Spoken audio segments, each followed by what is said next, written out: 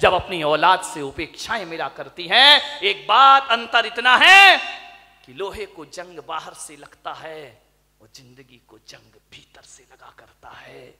बाहर की जंग को मिटाने के लिए कोई रेख मार्ग मिल जाता है बाजार में, मगर भीतर की जंग मिटाने का कोई भी उपाय हमारे पास नहीं हुआ करता है। उस बूढ़े ने बच्चों को पढ़ाया लिखाया, उसकी पत्नी की मौत हो गई, अकेला बुढ़ापा, 2 बेटे, एक डॉक्टर एक इंजीनियर, पढ़ा लिखा के बड़ा किया। बड़ा आश्चर्य होता है मुझे कि एक बाप अपने 4 बेटों को पढ़ा लिखा के योग्य बना देता है, अपने 4 बच्चों को खिला देता है एक बाप, लेकिन 4 बच्चे मिलकर के बुढ़ापे में एक बाप को रोटियां नहीं दे सकते हैं। मेरे भाई, जब छोटे थे तो इस बाप ने तुम्हें खिलाया था, पिलाया था, आज बुढ़ापा है, 4 बच्चे रोटियां नहीं दे सकते उसको। अरे तुमसे अच्छा तो वो बंदर होता है जो नाच नाच कर मदारी का पेट भर दिया करता है। ध्यान रखिए, क्या जिंदगी है हमारी, क्या जीवन है हमारा। अपने ही घर में परायेपन का बोध, ऐसे रहते हैं जैसे पड़ोसी के घर में रह रहे हो। कल तक जहां हुकूमत चलती थी, आज 2 रोटी का भी इंतजार करना पड़ता है। मान्यवर, माँ बाप अपने बच्चों की जुबान नहीं दे सकते किसी को। क्या हालात बना दिए हैं कि बुढ़ापे में माँ बाप बच्चों के सामने चुपचाप हाथ बांधे खड़े रहते हैं। ध्यान रखिए, उनके पास कुछ नहीं है। उस बूढ़े बाप को बहुएं पसंद नहीं करती थी, फूटी आंख नहीं सुहाता बूढ़ा उनको, बड़ी परेशान हो गई बहुएं। बूढ़े बाप ने देखा, यार इन बच्चों को मैंने पाला पोसा बड़ा किया, आप विचार तो करो एक बार। माँ बाप की तपस्याएं, मैं संत हूं, मैं दिगंबर संत हूं, लेकिन आज मैं आपके सामने कह रहा हूं कि 23 साल हो गए मुझे सन्यास में रहते रहते, लेकिन मैं विश्वास के साथ कहता हूं कि 23 साल में जितनी तपस्या मैंने नहीं की होगी, उससे ज्यादा तपस्या मेरी मां ने मुझे पालने में की होगी। क्या पाते हो तुम अपनी जिंदगी में? मां बाप के एहसान। बड़ा आश्चर्य होता है कि जिस मां ने 9 महीने तुम्हें कोख में रखा, बुढ़ापे में उसको कमरे में नहीं रख सकते हो तुम। ध्यान रखिए, जिस मां ने आंचल का दूध पिलाया, उस मां को मटके का पानी नहीं पिला सकते हो। जिस मां ने, विचार करिए, आज जो तुम बोल रहे हो, अरे बेकार है वो औलाद जो अपने बाप को चुप कहती हो। ध्यान रखिए, कैसी औलाद है।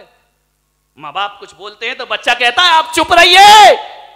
अरे जीभ गल के गिर जाना चाहिए आपकी। माँ बाप को कहते हो चुप रहिए।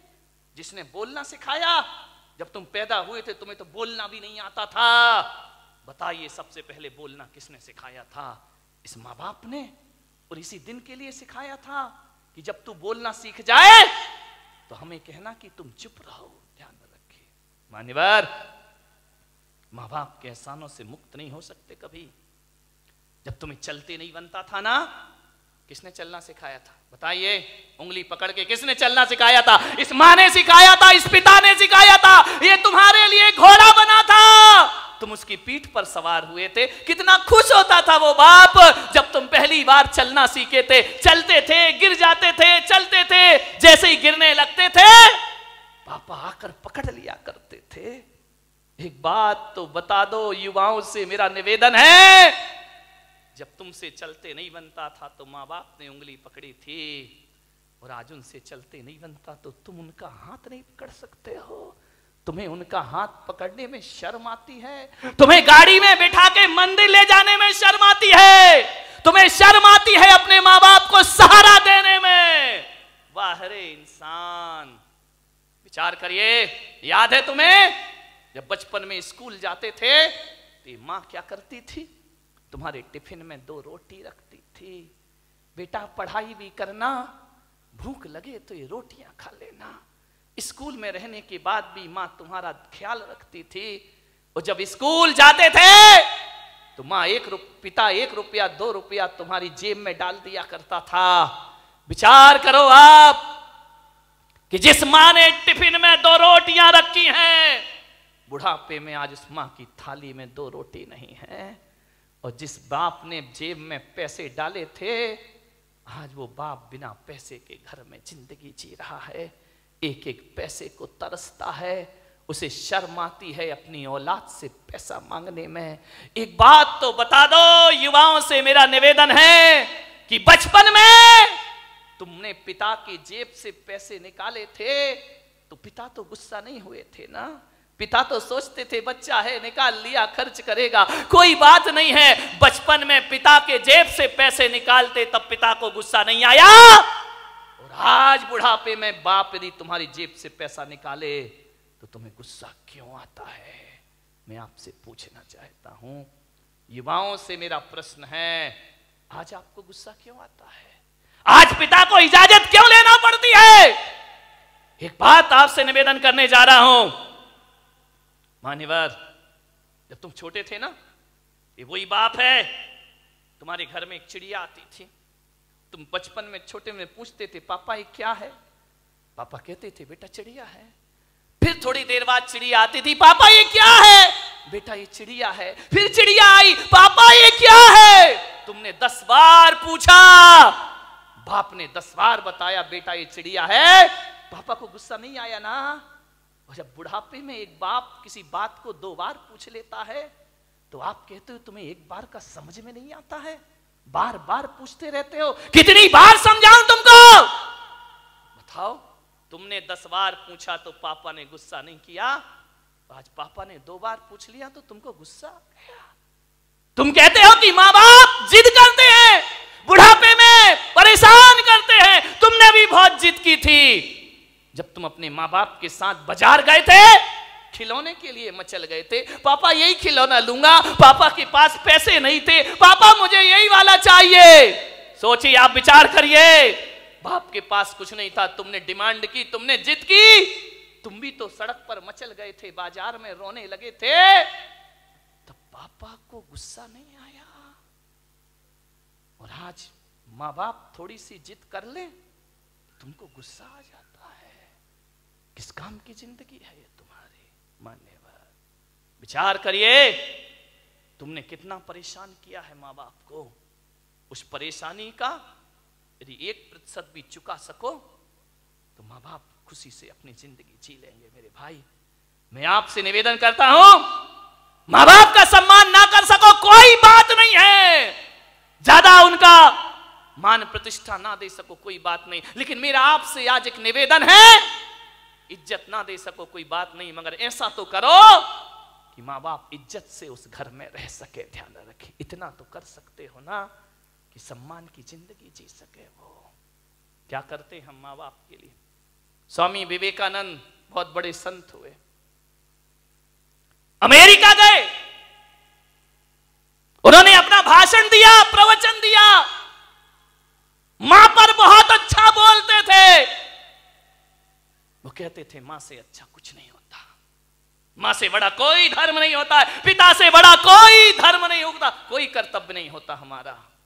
विवेकानंद से किसी जिज्ञासु ने पूछ लिया, आप मां की इतनी महिमा गाते हैं, मां में ऐसा क्या है? धरती पर आए हैं तो मां तो मिलेगी मिलेगी, इसमें कौन सा एहसान? और हर माँ बाप पाल पोस के बड़ा करते हैं, कोई बड़ा काम नहीं कर दिया उन्होंने। धरती पर आओगे तो माँ बाप तो मिलेंगे ही मिलेंगे। विवेकानंद ने कहा, ये प्रश्न कोई भारत का आदमी पूछ रहा है कि मां में ऐसा क्या है? स्वामी विवेकानंद ने उसे बुलाया कि इधर आओ। वो एक साफा बांधते थे, उन्होंने अपनी पगड़ी खोली, बोले इसे पकड़ो। उसने कहा स्वामी जी ये क्या है? बोले पकड़ो। उसने पकड़ा, और स्वामी विवेकानंद ने कहा कि जाओ मेरी सभागृह के बाहर 1 किलो का पत्थर पड़ा है, उसे उठा के लाओ। बोले स्वामी जी मुझे प्रश्न का उत्तर चाहिए, ये पत्थर अत्थर में से नहीं उठेगा। बोले देख, मां बाप के संदेह में उठा हुआ प्रश्न किसी पत्थर से कम नहीं हुआ करता है। पत्थर का जवाब स्वामी विवेकानंद नहीं देते, पत्थर का जवाब पत्थर ही दिया करता है। जाओ और पत्थर उठा के लाओ। वो पत्थर उठा के लाया। स्वामी जी ने कहा अपने पेट में बांध, और बांध करके पूरे नगर के 3 चक्कर लगा के आ। बोले ऐसा नहीं हो सकता। बोले क्यों नहीं हो सकता है? बोले मुझे उत्तर चाहिए। बोले उत्तर मैं नहीं दूंगा, उत्तर पत्थर देगा। मां बाप के खिलाफ उठा प्रश्न पत्थर है, उत्तर भी पत्थर ही देगा। जाओ। उसने बांधा पूरे परिक्रमा। बोले थोड़ी देर बांधा फिर छोड़ दिया। बोले मेरे से नहीं होगा ये। बोले क्यों? बोले स्वामी जी आप इतने बड़े विद्वान हैं, मनीषी हैं, ज्ञानी हैं, मैं पेट में पत्थर बांध के घूमूंगा तो लोग हंसेंगे, मेरा मजाक बनेंगे, मुझे अच्छा नहीं लगेगा, मुझे शर्म आती है। तो स्वामी विवेकानंद ने कहा उत्तर मिल गया। बोले ये कोई उत्तर है क्या? बोले यही उत्तर है। जब तुझे 1 किलो का पत्थर बांध के घूमने में शर्म आती है, बोल तेरी मां 9 महीने तुझे पेट में रखकर कैसे घूमी होगी, उसे शर्म नहीं आई होगी। और आज तुझे शर्म आई और तूने पत्थर फेंक दिया। अरे मूर्ख, यदि तेरी मां को शर्म आती हो तुझे कोख से निकाल कर फेंक देती तो आज मेरी सभा में प्रश्न पूछने की औकात तेरी नहीं होती। इस ध्यान रखिए, ये माँ बाप का उपकार हुआ करता, ये माँ बाप की बदौलत है। एक बात याद रखना मेरे भाई, आज तुम्हारे पास जितनी भी दौलत है वो माँ बाप की बदौलत है। ध्यान रखिए, माँ बाप नहीं होंगे तो कहां से डॉक्टर बन जाओगे, कहां से इंजीनियर बन जाओगे? अरे माँ बाप का एहसान मानो, एहसान मानो इस माँ का। गर्भपात की दुनिया में भी तुम्हें जन्म देने की ताकत रखी है उसने। यदि जन्म से पहले मार देती तो आज यहां बैठ के प्रवचन नहीं सुन रहे होते तुम लोग। आज जो इज्जत तुमने कमाई है ना, ये मत सोचना कि पढ़ लिख के इज्जत कमाई है, ये मत सोचना कि दौलत कमा के इज्जत कमाई है। आज किसी संत की सभा में इज्जत से बैठे हो तो अपनी बदौलत नहीं, अपने माँ बाप की बदौलत बैठे हुए हो। ध्यान रखिए, मेरा आपसे निवेदन है, यदि ये मां तुम्हें जन्म देके किसी कचड़े घर में फेंक देती ना, जैसे आज बुढ़ापे में तुम उसे फेंक रहे हो, यदि बचपन में इस मां ने फेंक दिया होता ना तो ना तुम्हारी जात का पता चलता, ना तुम्हारे बाप का पता चलता, और इस धरती पर नाजायज औलाद बनकर जीते रहते। कोई तुमसे शादी करने को तैयार नहीं होता मेरे भाई। माँ बाप ने जिंदगी भर अपना चरित्र बचाया है, इस माँ ने अपने सतीत्व को बचाया है, उस पिता ने अपने चाल चलन को सुधारा है, तब जाकर तुम इस समाज में इज्जत की जिंदगी जी रहे हो मेरे भाई। ध्यान रखिए, ये इज्जत भी माँ बाप से मिली है, ये नाम भी माँ बाप से मिला है। और तुम्हें डॉक्टर बनाने से पहले तुम्हें डॉक्टर बनाने का सपना माँ बाप ने देखा था, तुमने बाद में, तुम्हें तो अकल भी नहीं थी, तुम्हें तो समझ भी नहीं थी कि इंजीनियर क्या होता है, डॉक्टर क्या होता है। माँ बाप तुम्हें बनाते हैं। आज तुम जहां भी हो, संतों की बदौलत, भगवान की बदौलत हो या ना हो, माँ बाप की बदौलत आज तुम जहां पर भी हो। ध्यान रखिए, माँ बाप का हाथ है इसमें। बूढ़ा दुखी हो गया, बहुएं पसंद नहीं करती, घर जाता बूढ़ा तो ऐसा लगता जैसे किसी जेल में प्रवेश कर रहा हो। पत्नी भी नहीं, फोटो लगी है पत्नी की, लेटा हुआ है पलंग पर, कभी पत्नी को देखता है, कभी अपने आप को देखता है। रात कटती है करवट में, पता नहीं चलता कितनी लंबी रात है। यूं तो अमावस 15 दिन में एक बार आती है, लेकिन उस बूढ़े की जिंदगी में तो अमावस ही अमावस थी, पूर्णिमा तो कभी आ ही नहीं पाई। सुबह ताने भरे शब्दों से नाश्ता मिलता, उलाहना दे करके 2 रोटी मिलती। करते क्या हो तुम यहां बैठे बैठे? कुछ नहीं बोला बूढ़ा। ठीक है, जाए भी तो जाए कहां? बड़ा दुखी था, मर भी नहीं सकता, मौत भी नहीं आती, जी भी नहीं सकता, जीने जैसा कुछ बचा भी नहीं है। बहुत दुखी हुआ बूढ़ा। थोड़ा बहुत टहलाता, यार दोस्तों में बैठता, शरीर में ताकत नहीं, कुछ कमाए, कुछ मेहनत करे, फिर घर लौट आता। और घर लौटता तो ऐसा लगता कि किस दरिंदगी की जिंदगी में मैं वापस लौट आया हूं। कोई ढंग से बात नहीं करता, बेटे के पास टाइम नहीं, वो क्लिनिक से आता, वो साइट से आता नहाता धोता, टीवी के सामने बैठ जा, बूढ़े बाप से कोई कुछ नहीं पूछता। मैं युवाओं से निवेदन करूंगा, बूढ़े माँ बाप को बुढ़ापे में कुछ नहीं चाहिए, कुछ नहीं चाहिए। कोई बूढ़े माँ बाप नहीं कहेंगे अच्छा कमरा दो, अच्छा बंगला दो, गाड़ी दो, मोटर दो, अच्छा खाना दो, कोई माँ बाप नहीं। आपसे निवेदन है, जब कोई बेटा विदेश जाता है ना घूमने के लिए, पढ़ने के लिए, यदि वो पत्नी से पूछता है क्या लेकर आऊं, पत्नी कहती मेरे लिए हार लेकर आना। बच्चे से पूछता बेटा तेरे लिए क्या लेके आऊं, वो कहता है मोबाइल लेके आना। बहन से पूछता है तेरे लिए क्या लेकर आऊं, वो कहती है अच्छे से सूट लेकर के आना।